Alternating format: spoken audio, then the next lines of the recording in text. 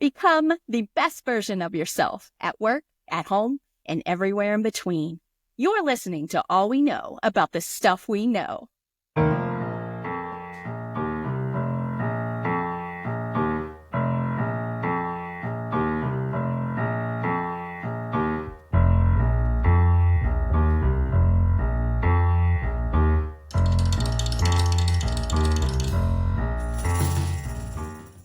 Are you passionate about personal development? An aspiring leader aiming to make an impact? Do you wish to be more content in your personal life? You're in the right place. All We Know About the Stuff We Know is a podcast presented by Focus Tools and hosted by Ashley Martin and Dave Osgood. It is your go-to resource for leadership, team performance, and personal growth. Each episode features real-life stories infused with timeless wisdom and humor from Ash and Dave, seasoned trainers who have guided thousands of people to become more effective on the job and at home. We'll help you avoid common pitfalls in communication and decision-making. We'll raise your awareness about why you do the things you do. And we'll give you simple strategies to help you elevate your relationships, achieve outstanding results, and live a more fulfilling life. If you're ready to grow professionally, personally, and beyond, this podcast is for you. This is All We Know About the Stuff We Know.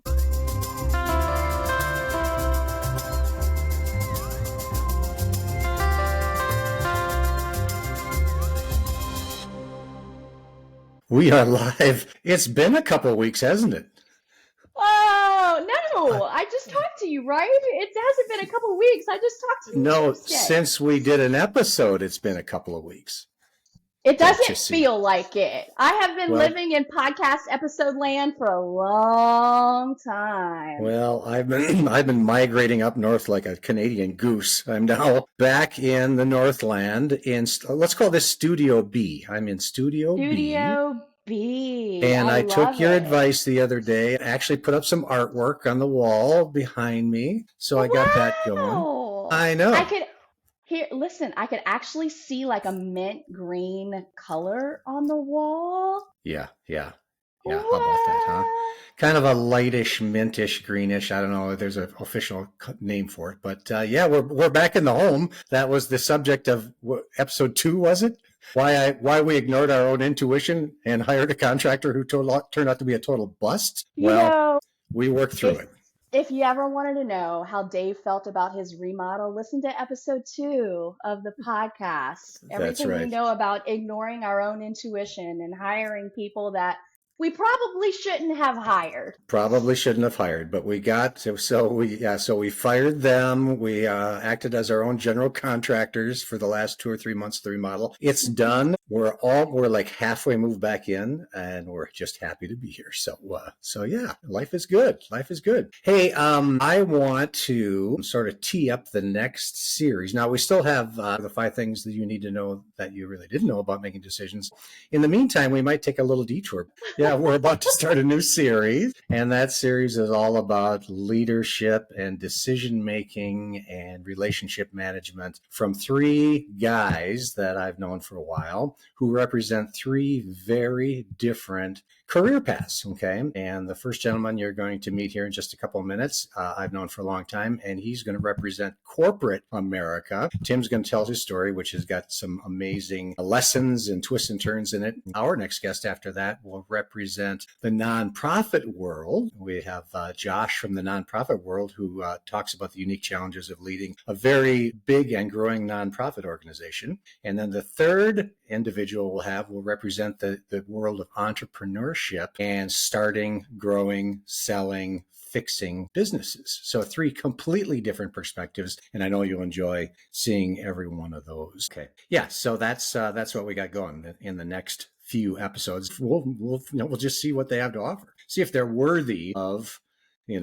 all we know about the stuff we know. Our first guest, I'm really happy to have him as my first guest because I'll say this, Tim Traudt is his name, Traudt, Tim Traudt. I've known Tim since we were both in college together 10 million years ago. And here's how I would describe Tim to friends. Tim was a solid C+ student in college. So you're saying he's just an average kind of guy, Dave? He was a solid C+ student in college. And he parlayed that completely average academic performance into an amazing career in the world of banking and financial institutions management, that kind of thing. He's living proof that you don't have to do well in school to do well in life, right? It probably helps, but it's not a deal breaker. And he'll tell you, in fact, I'll ask him when we get started with him about his college experience and what happened after that and so forth. We'll talk a little bit about his leadership principles, what he's learned. We'll talk about how he goes about making some of the tough calls in his job. We'll talk about how he managed relationships and then curveballs that he had to deal with, I'm sure, throughout his, I think it was like 40-year career, 38 or 40-year career. So that's what we're going to talk about with Tim. Awesome. Okay. I'm excited to re-meet him. You know what? I really want to know what he's wearing today. His last name may be Traudt, but he was wearing sharks during our sound check. So maybe today he's wearing actual trout.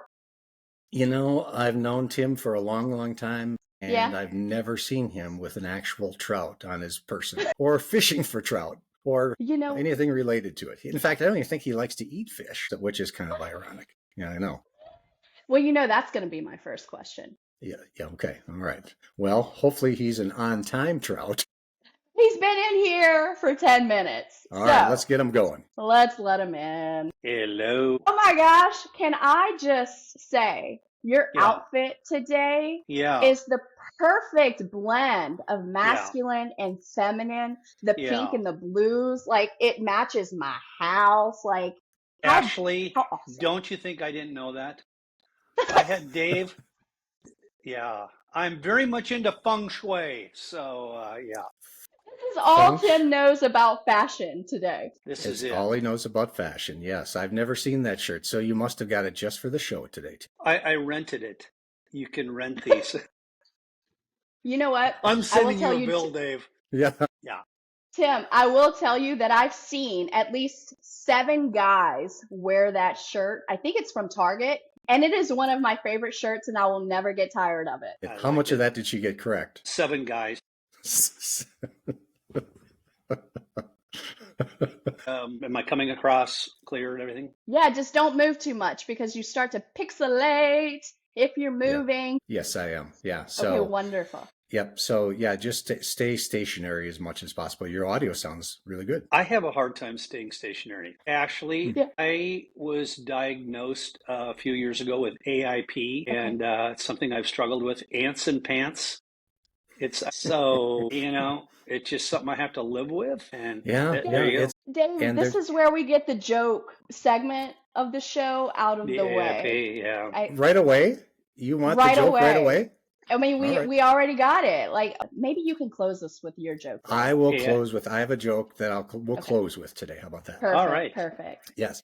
I introduced you to our audience before you hopped on. I won't tell you how I introduced you, but you can listen to the episode and you'll find that out. But I did disclose that we've known each other for the better part of a long time, going way back. The better part of a long time. The better part of a long time, going way back to college. I didn't disclose the decade. People can figure that on their own. But I did disclose that you had an amazing career of how many years? 38 or 40 years? Over 40, actually. Came down to Yeah. You didn't say anything about my detasseling, getting fired from detasseling, did you? No, but that's where I want to start. I want to hear all about that. Let's start off with the bad, and then we'll see the redemption story. Let's just get a little bit of background. Tim, you had this long career with an organization that had how many associates in it? How big was the company? Yeah, the company-wide, it was about 160,000 at one time. Okay. And then the last parts of your career, you were managing an organization of approximately what size? It was about 10,000. Okay, about 10,000. And did they all directly report to you, or was there some people in between? It felt like they all directly reported. They thought they did, but no, you know what? I was very fortunate. I had a really good team. Awesome. So that's where you finished. Mm-hmm. So let's talk about where you started, because in a career like that, corporation, I seem to remember that you came from a small town and big corporate life was not part of your DNA or your family's, right? Right. Very much. Yeah, Yeah. all of my siblings and my mother and father were trained as educators. So they taught at one time. One of my siblings actually taught his entire career. And so, me going to college out of state, I was the first one to go out of state. I grew up in Nebraska with no real idea of what I wanted to do. And I didn't really choose banking as a career going in because I had no idea other than depositing my paper out money in the bank every month when I did get paid. Tim, to our younger viewers, what's a paper? What is a paper? Yeah. What is a paper route, Yeah. Tim? So, but actually, I got into banking by the encouragement of one person. One adjunct professor encouraged me, came alongside me, and said, "Hey, I think you would be good at that. This is something you should consider." So I think that is something that has stuck with me for many, many years, that the encouragement of one or the discouragement of can change the arc of a person's career or life in many ways. And I think I remember the name of that professor, Professor Gunnar Kronholm. Gunnar Kronholm, yes. Yeah. Cool guy. Yeah. What a name. I know. Name. Tim, what did Professor Gunnar see in you specifically to say, I think you would be great at banking? Because you didn't hear the introduction, but Dave was like, he's a solid C+ student. Oh, yeah. He was okay. He was And I think I was rounding I think it was off. B-. Yeah. We graded on a curve. I don't know if he saw a similar personality trait or something. I really don't know what he saw. He really didn't stand out in his class. I do know that he had a sense of humor, and I think he picked up on the fact that I may have a little bit of a sense of humor. And so maybe there was a connection, but I don't know. The banking industry, I hear, needs all the humor that it can get. Yes. Amen. Yes. Humor came in handy, believe me. Yeah, I'll bet. So then after school, how did you end up at the company that you ended up working for 38 or 40 years? Well, I started out, so Gunnar recommended that you can kind of go two routes. You can go into a training program at a bank, and then you literally, at the time, you started at the bottom. I mean, you could be doing everything from mailroom to, believe it or not, the cash machines that you go to all the time, that was filled by a trainee back in the day. What? So that was part No of the way. Yeah. That wasn't automated. Are you serious? There was actual people doing work. Yeah, we walked across parking lots with bags of cash. It was quite the deal. Or he said, maybe more of what he would call his quote, a Marine-like approach, and go into a finance company for a couple of years, learn lending, learn collecting, learn relationships. And so that's what I did. Went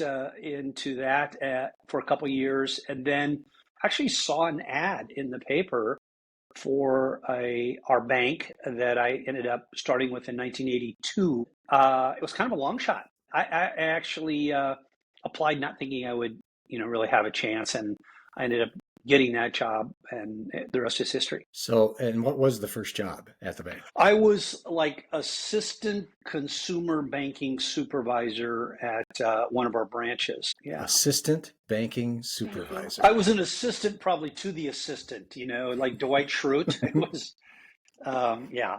I still have a business card of that. I'm very proud of that business card. Do you? Yeah, sure. Yeah, exactly. So you started there. How did you get from there to there? Sort of the bigger time. Yeah. Yeah, especially being an average student. How did you begin to excel in your life? I think we can drop the average student thing at this point. Yeah, let it go. Hey, my mom's not on this call, so let's just let the grades go. Do you want your wife on the call? We can get her. No, she knows I'm average. So really, to make it really, really brief, I got into a particular area of banking. It was called private banking. So when I moved from consumer area into the private banking area, it was relatively new, a little bit of a risk. No one knew what it was, kind of moved into that direction. Well, it was dealing with high net worth and high income individuals. And even that criteria is, I smile at when I look at the criteria of the time. It's changed dramatically. But I got into that area. And then again, the influence of one actually caused me. I was at a conference for private banking and I met a guy there that we just kind of chummed around in the evenings. And he said, the future of this business is on the wealth management side. So bankers need to understand wealth management. So it really hit me, and I made a decision. I was a supervisor of a group of private bankers at the time, so really thought I was a pretty big deal, and decided that was the good move, and I actually relinquished my quote-unquote leadership role when as an individual contributor in the wealth management side, so I knew both sides of an equation. So let's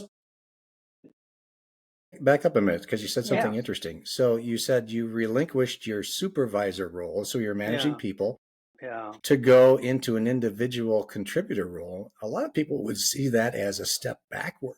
So how did you go about making that choice? Well, a lot of people saw it as a huge step backward for me at the time. In fact, even moving divisions was unheard of. Back in the day, you got into that silo and you progressed through the silo and prayed people died so you get promoted. Jumping lanes was almost unheard of at the time.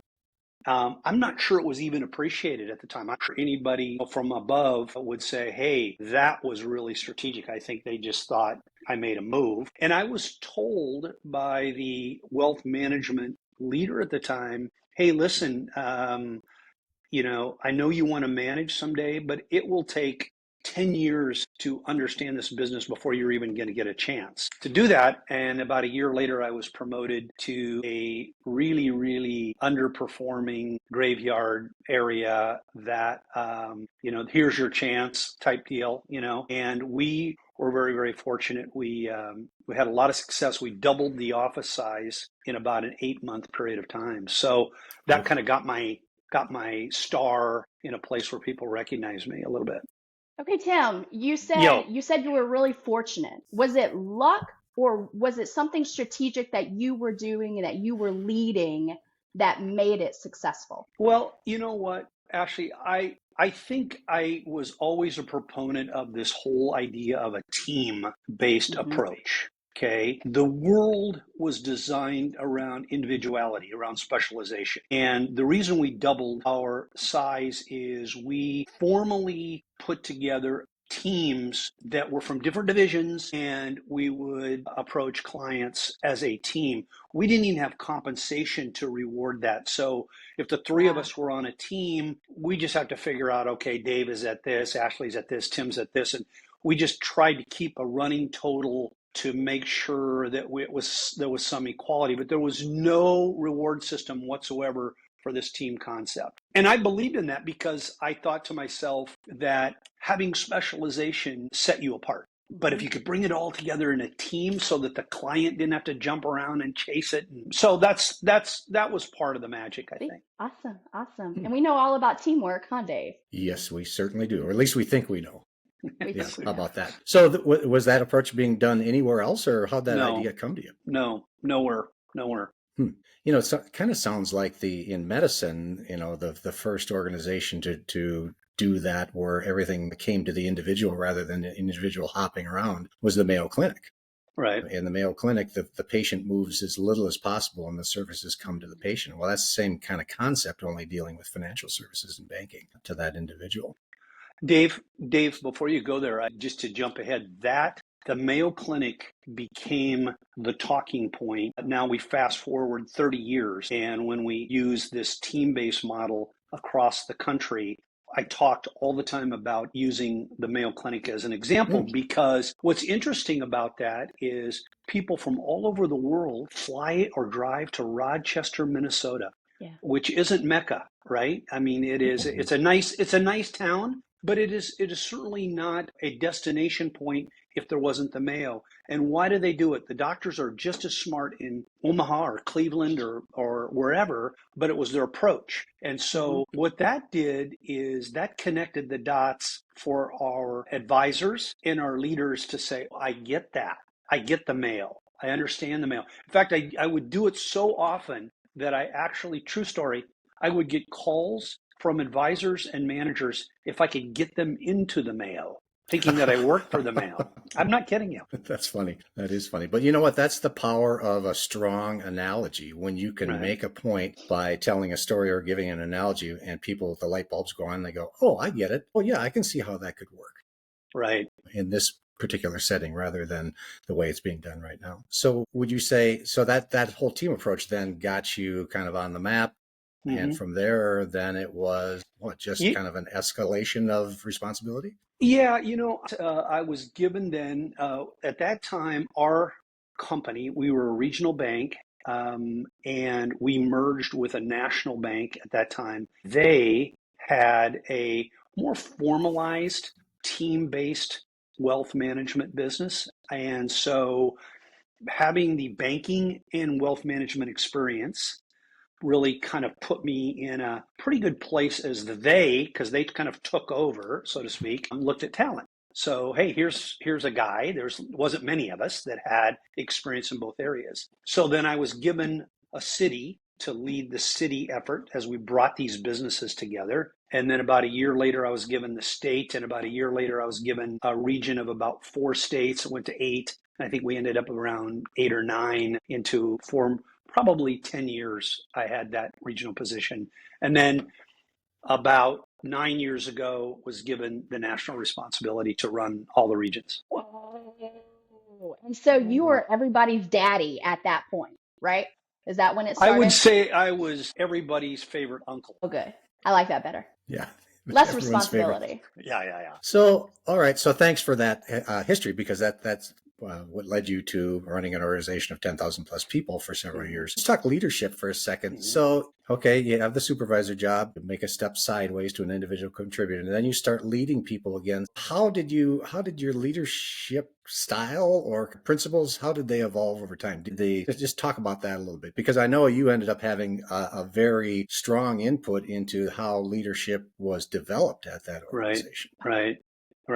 Well, I think it evolved. I think you nailed it. I would say at the end of my career, the number one principle, and by the way, I want to be really clear. We're all leaders. Some leadership has management responsibility, but we all are leaders. So it's believed that every person will influence or impact 10,000 people in their lifetime, either directly or indirectly. Yeah. So we're all leaders and we all have leadership responsibilities. When you had management where you're actually maybe directly leading people, at the end of my career, I would say the number one opportunity was communications, clear, consistent, concise communications. Really important to move people along. Over the course of my career, I'd probably say adaptability. I mean, I think things evolve, they change, how well you play in the sandbox. Those sorts of things matter, whether it's a small company, large company, whatever you do, that is an important criteria and a principle to carry to.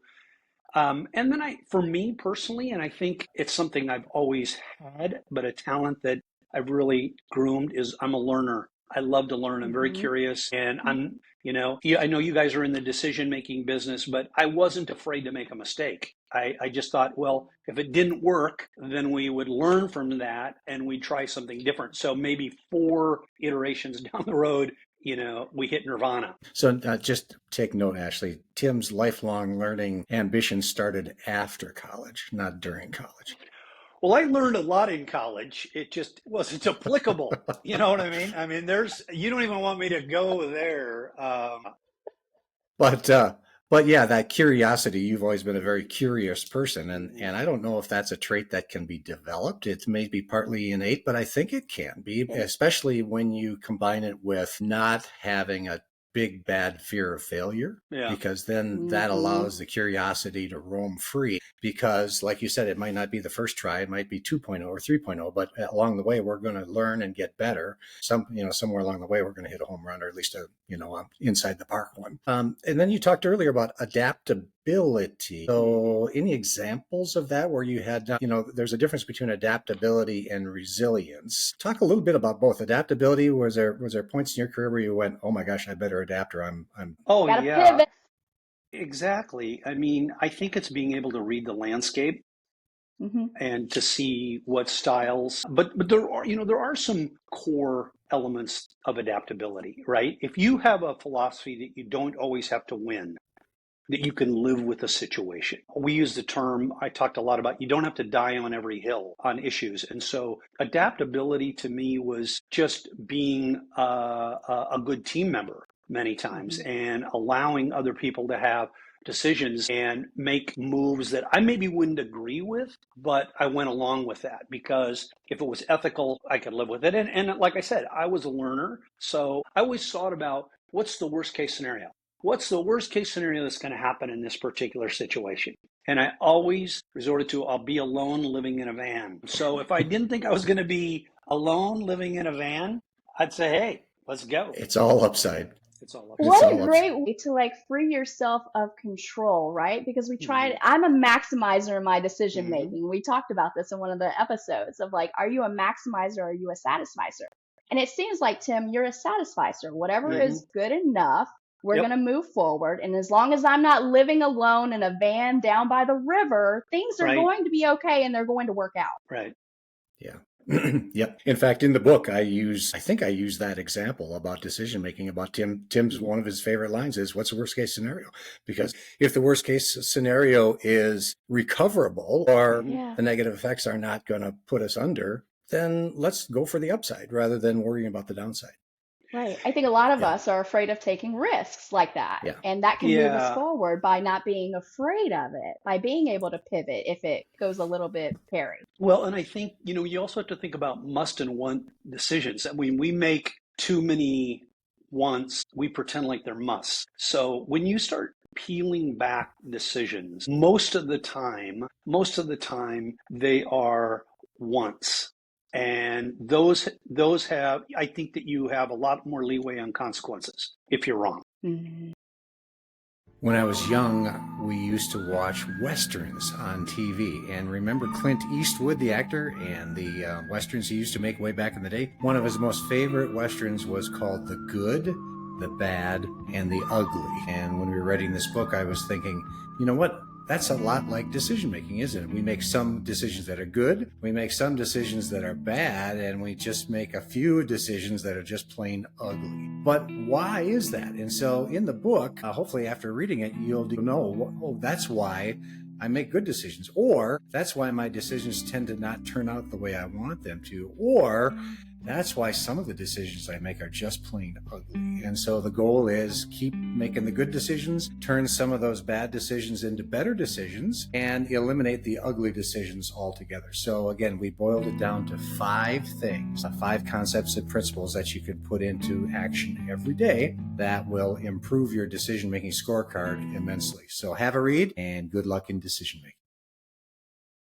I also, around the adaptability is I really tried to understand the person's motives because, you really had 2 types of leaders and why they led. They led for themselves, or they led for the organization, or they led for the greater good.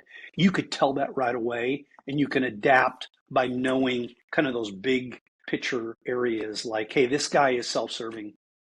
And what are the telltale signs that someone is leading for themselves rather than for the greater good? They always talk about how it impacts them. Like, I feel like you let me down. If your group didn't perform at the level that they expected, or such and such is really putting pressure on me, and it's like, okay, or on the flip side, somebody being equally tough with you, but rewarding by saying things like, I believe in you, I trust you guys, that you knew that they were. And I had a couple of bosses in my career that were very good at that allowed me to flourish a lot. When I had leaders that were about themselves, it was kind of tuck and roll for a number of years. Wow. So it sounds like what you're saying, like as a leader, it's good for us to put our ego aside and encourage the people that we are trying to lead.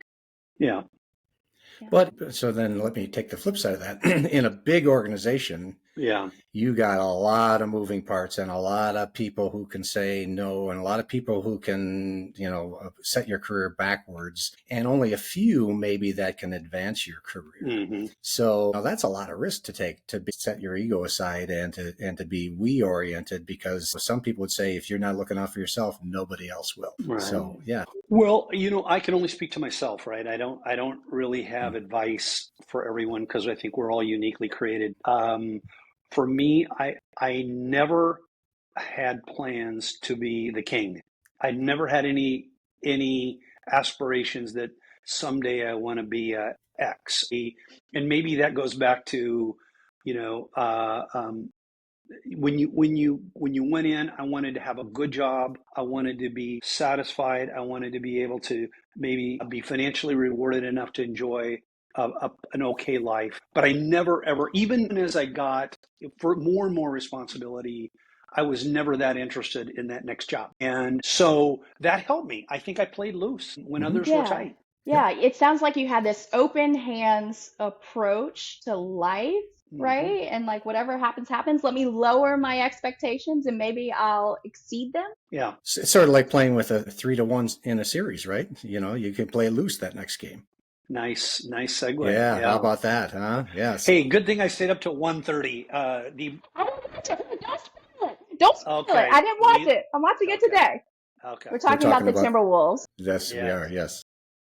Tim, you talking about never having expectations reminds me of that old Woody Allen joke. He said, this goes way, way back. He says, I always wanted to be somebody. I should have been more specific.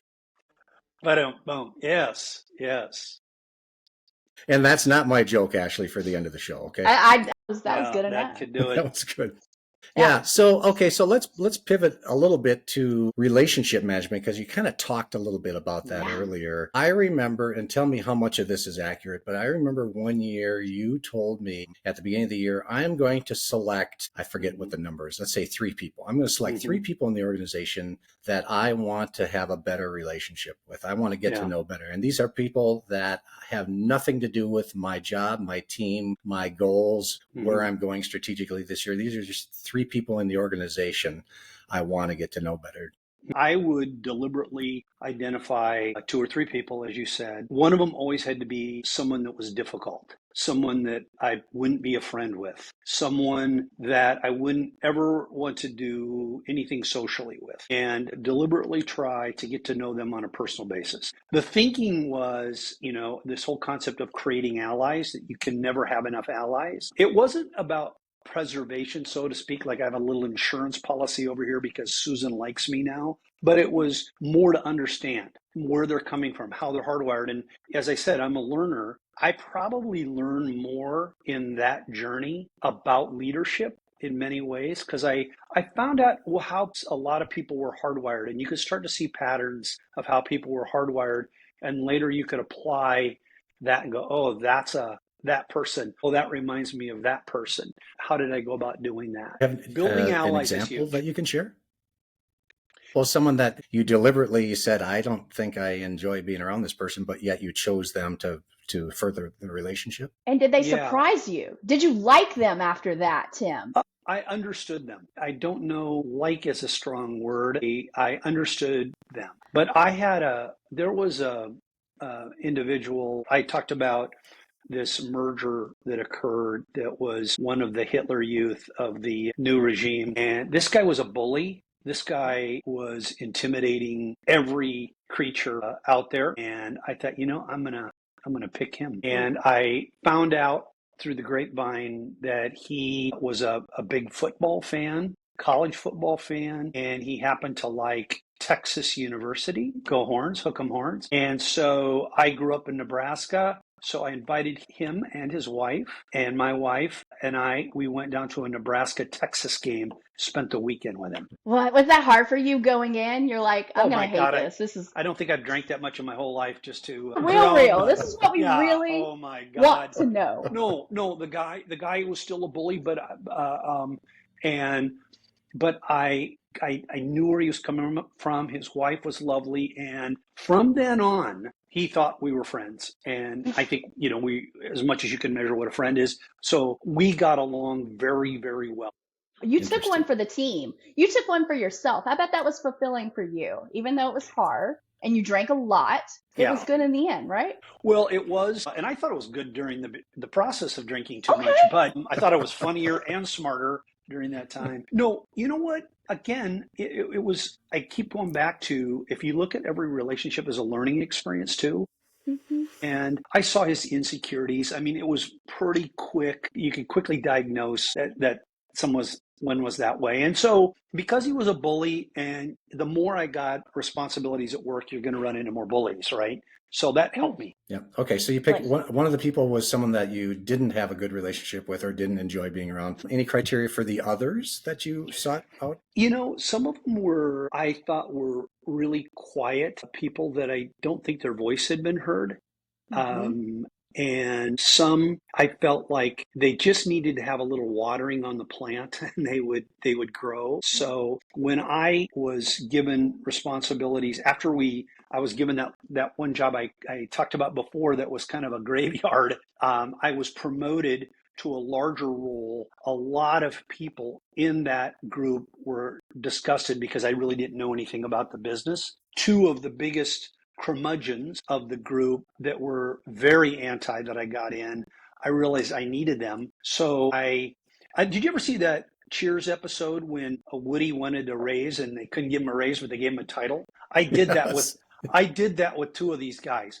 I put them in offices right by me, and one of them I said, "You're really good at this, and I need to sign these documents, but I don't even know what I'm reading here. You need to be responsible to sign these. Don't allow me to go to jail for this, so I'm trusting you on this, but you're my guy." And I got to tell you, that man's personality changed dramatically. I mean, he was like a watchdog for me in the 2 years that evolved. He was so helpful. His personality changed. I made probably a bigger deal out of what he did than what he did. Yeah. And I just learned a lot by that. And that was a person that was just wilting. Yep. I think it's interesting that the same thing that happened to you in the past where people poured into you or had words of encouragement or saw something in you, you pay it forward by pouring into these people that may be overlooked, and it allows them to flourish. Like, what a big impact that you make just by acknowledging that. And Ashley, to and for the listeners, you don't have to be a senior manager in a large company to do that. If I were to go back through my life, I could pinpoint a handful of people that encouraged me more than they ever realized. And Dave was one of them, where that gave you confidence to go somewhere. So never underestimate coming alongside someone. Never underestimate. There's a African saying, sawabona, that means you see me, that you see who I am. And I don't think we see people enough. And when you do, and you recognize them for who they are, what they are, it has an amazing impact. Amazing impact. You think of all of what's going on in, I'll just say corporate America these days, and all the challenges and the changes and companies either right sizing or getting bought out and mergers, acquisitions, the whole bit. I mean, there's just a whole bunch of change. And so everyone's kind of got this look out for myself and always have a plan B because you never know when this will be my last day. The word you don't hear very often at all is the word encouragement that you've been using. You don't hear someone say, you know what, this guy, I really appreciate the way he encouraged me in this particular part of what I'm doing. Even though he may not have had any stake in what we were doing, or maybe he did, I don't know. But I think that's a concept that's, like way, way underutilized today. Yeah. And I totally agree with you, Dave. I think it's magnified a lot, even since I've been, out of the corporate world. But, we clam up because we're afraid. We look around and we think, am I going to be the next pink slip because of a decision, etc. And, our natural tendency is when you clam up, you put your fists together, you're not helping others. That's too bad. I think that's the time you need to reach out. That's when you need to encourage, but it's tough, clearly. Yeah. Did you ever have any examples where you encouraged somebody else and the net result was you got hammered somehow? You got pounded in the transaction? He got the pink slip. Woo, joke's on you. Yeah. Well, not the pink slip, but I do have This is on maybe decisions you regret. So we had a particular situation where we had a group of individuals that didn't feel like we were moving an initiative along fast enough. And they were probably right. But it's a complex issue that you just can't snap a finger around, right? It involves lots of moving parts and pieces. And so after a conference, this group, we had a conference in a different city, and this particular group wanted to get together and get to know each other better, maybe share some best practices and come back to me with some of their best thinking to help this initiative move forward. And so I was advised by some senior leaders, I don't know that I would do that. And I said, hey, I'm going to trust them. This is what they told me. So instead of planning best practices, they were planning my assassination. And so it really lit a fire that required a tremendous amount of work. And there was a lot of fallout from that, but it was a trust and encouragement piece that kind of backfired on us. Did the people who said, I wouldn't do that, did they know that these teams didn't like you? Did they know that that was going to happen? Is that they were trying to warn you? Well, I think, I'm sure, Ashley, but the reality is sometimes you have to take some things head on, right? I mean, I am a conflict avoider by nature. If I can avoid a conflict, I'm going to dance around it as best I can. This was something that wasn't going to go away. Okay. And so, eventually I also kind of felt back to my, what's the worst case scenario? Hey, you know what? If nothing else, I'm going to feel good in my heart for a long time. I didn't run from this. I let them do their thing. What they told me and what they were planning were two different things, but I told them that I trusted them. So what happened? I didn't die. You're not living in a van down by the river, okay? No. Well, I think it was a classic example of this. It wasn't the what that they wanted that was wrong. It was how they went about it that backfired on them. And so, unfortunately, instead of advancing in the right way, it ended up kind of imploding around them, which was really unfortunate because I think if they would have gone in like I thought they were going in, I think we could have partnered. There could have been a lot of things we could have advanced. So here's the big question: if you could hit the rewind button and go back to that point in time, and now your future self is advising your past self on this, what would have you done differently, if anything? I would have done the same thing. I'd do the same thing. I don't think, the ultimate outcome showed the value of when you want something, you need to really think through the how you want to do it to have it sustainable, right? And that was on them. So I actually, because it caused a lot of ruckus, I literally went out on the road to God knows how many town hall meetings and addressed it head on. I was vulnerable. There was a lot of things going on in the dark of night to continue to try to bring me down on that thing. But I would not have changed a thing. I feel that's something I'm really proud of because it was probably one of the first times I didn't run from a conflict. I just took it on. I bet that was empowering for you. It was demoralizing. Yeah. It's scary. Rose from the ashes like a phoenix. Like a phoenix. Yes. All right. Earlier you talked about communication, especially, when you're managing a team of 10,000 plus people, communication being so important. Yeah. So a couple things. We all have long lists, right? So one of the things I wanted people to be thinking about is for them to focus on a couple of things, if done really well, can make a big difference. I notice that we have a tendency as individuals, right, that we almost count everything on our list as equally important, and they're not. And so, especially in a corporate environment, to say, I want you to focus on the things that if we do them really well, it's going to make a big difference for your group. And I want to delegate some of the others where I can delegate them. So that helps in that process. So that's number one. I also think by having priorities like that, you can cascade messages more consistently. And that was a learning that I kind of grew through over time. I was an ideas guy. So I learned that I was throwing too many ideas out at once and the lists were getting too long and people were actually believing me on this. Yes, And it was, hey, narrow this focus, narrow this thing down. Let's actually complete these things and then also know when to ditch them, right? I mean, sometimes we hung on to initiatives till they were long past their shelf life. So that was important to me. Yep. When we talk to, in a future episode, when we talk to Josh, who will represent the nonprofit world, one of his big challenges was to get a nonprofit thinking strategically and then having those strategies boil down to tactics, boil down to daily and weekly activities and have everything tied together. Mm-hmm. And the beauty is when you have the ability to create some meaningful strategies and then cascade down the tactics and the activities, then it's very easy as a leader to ask the question, hey, what are you up to this week? Well, we're doing this, this, and that. Oh, that's great. What tactics does that connect up to? Oh, what do you mean? Yeah, right.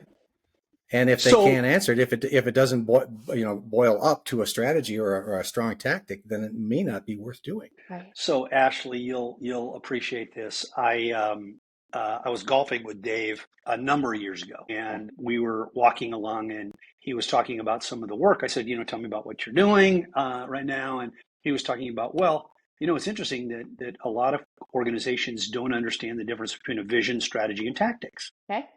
I'm going, yeah, boy, I get that.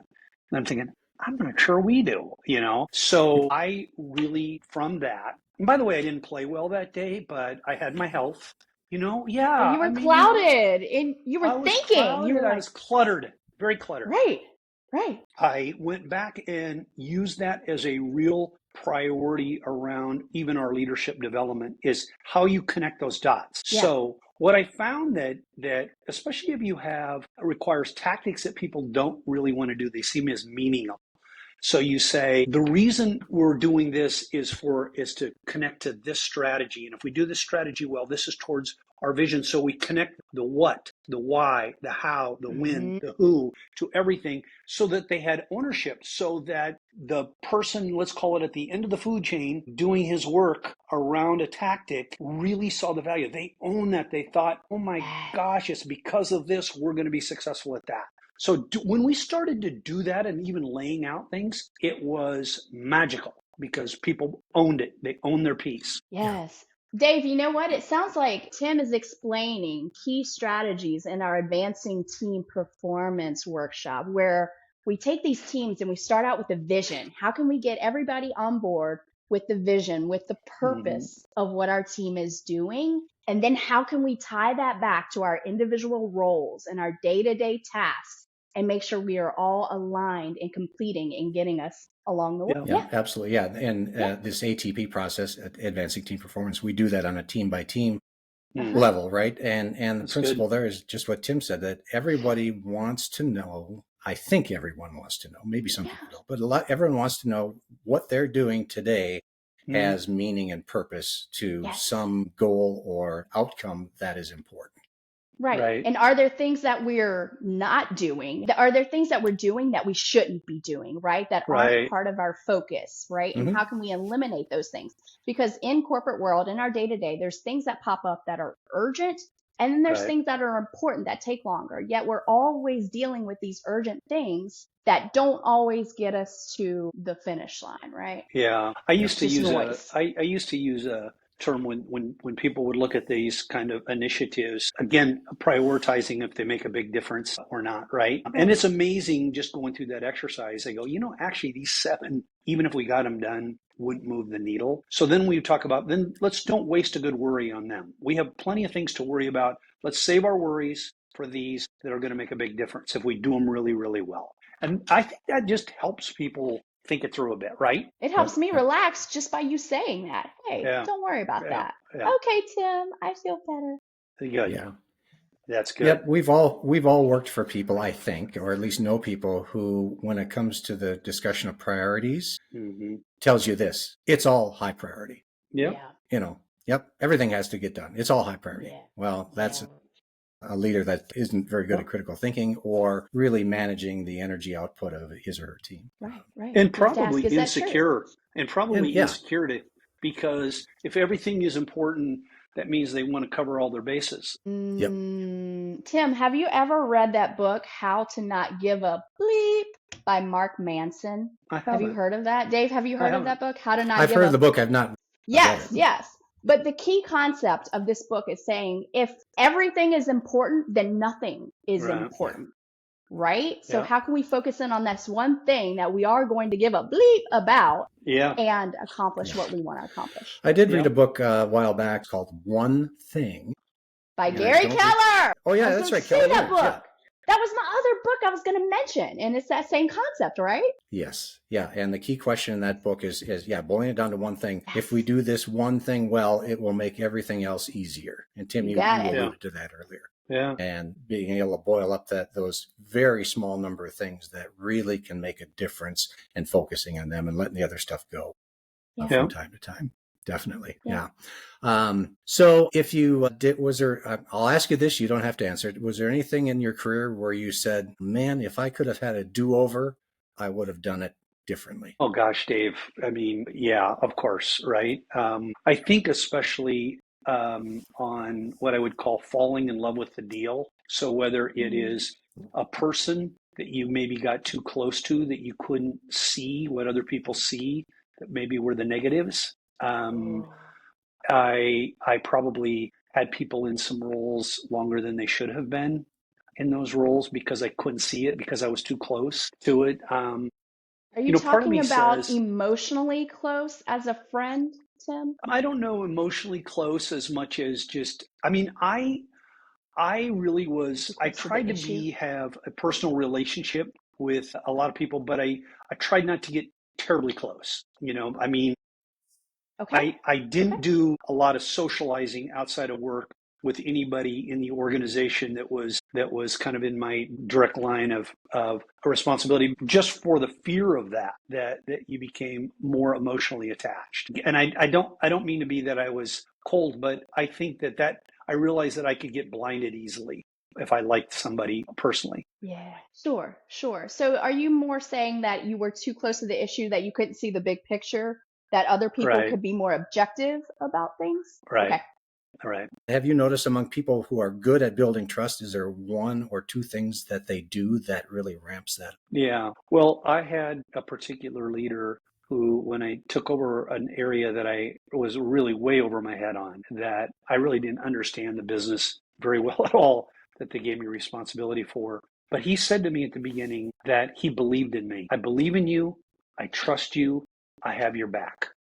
And that had an incredible impact on me. And I tried to carry that forward as I worked with my direct reports who were all trained. I didn't get to spend as much time on a lot of time, but I continually reinforced, I trust you.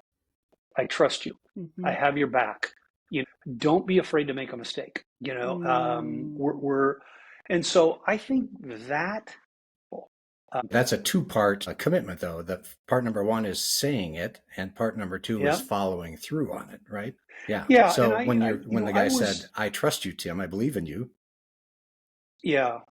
Well, let me tell you something. I worked harder and harder and harder at trying to make sure that trust was warranted, right? Because of that, because I know he trusted me.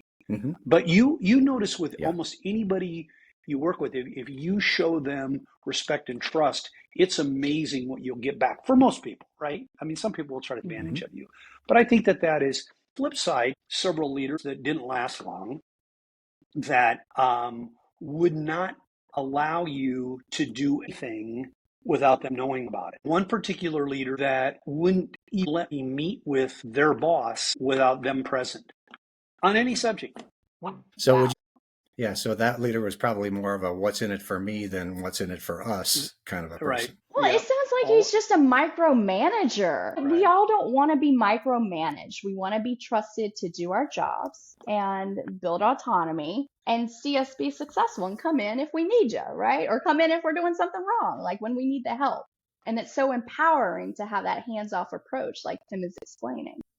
Well, and I think it allows you to be really, really honest. My conversations with someone that had an environment of trust is I was much more honest and vulnerable around issues. And we gained a lot of ground because we were vulnerable. He would say to me, Tim, what do you think we should do with this? And I'd say, I have no bloody idea. And And he said, good, because I don't either. You know what I mean? So that's very different. That's different than someone that would say to you, well, I pay you to do that. Yes. Let's figure it out together. Let's I figure it love out. just, I don't let's know. be Yeah. honest. Yeah. Let's be Yep. clear. Yep. Let's go. Yep. Yeah. What are you up to now? Well, I moved from describing myself from what I do to just myself as to who I am. So that was a big shift for me. And the first neighborhood party I went to after I retired, somebody asked me what I did, and I caught myself giving my resume, and that's not what they ask. And so, it's like saying, I used to be a really good track star. It's like, yeah, who cares?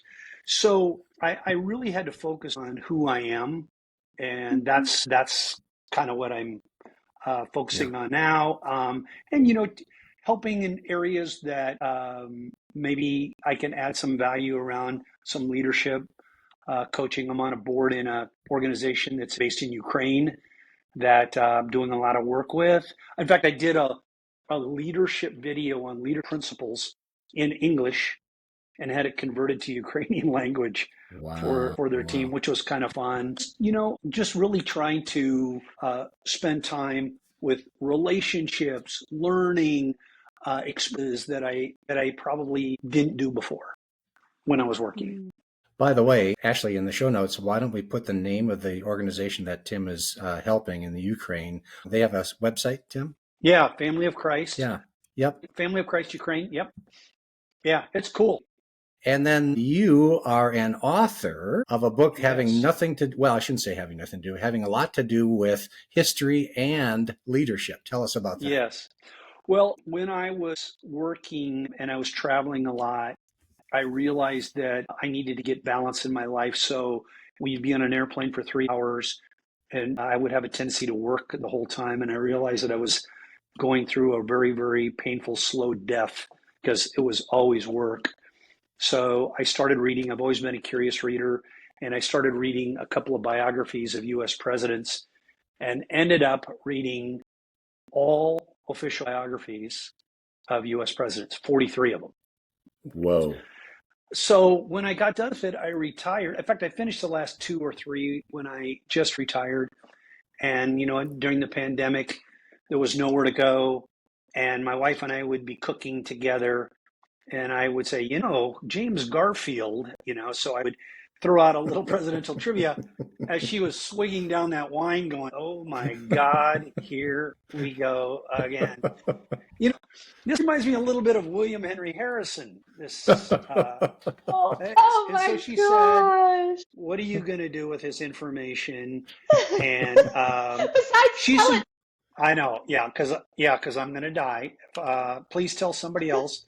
So I decided I had been part of a leadership development program we created. So we had trained 1,000 people in the program. I was very involved in the process of that. And so I said, hey, what if I were to take the 10 leadership principles that have been a guiding principle for me and look at each of the presidents through the lens of those leadership principles, not on their policies or things, just the leadership principles. So I wrote a book called Executive Office, a look at the U.S. presidents through the lens of leadership. And I published it a couple of years ago. And it's been fun. Awesome. Can we find that on Amazon or anywhere books are sold? You can. Awesome. Yeah. Yes. And I've read it not once, but twice. It's really good. It's sort of like our book. It's not going to wear you out. It's not like War and Peace. It's not going to wear you out. It's a relatively quick read. And what I love about it is that Tim compares the presidents based on those criteria, based on those leadership principles. So you have a yardstick in which you rate the folks, and you didn't rate them 1 to 44 or 46 or whatever. You rated them top third, middle third, bottom third, or something like that. Yeah. With the focus being, Ashley, really on the middle group.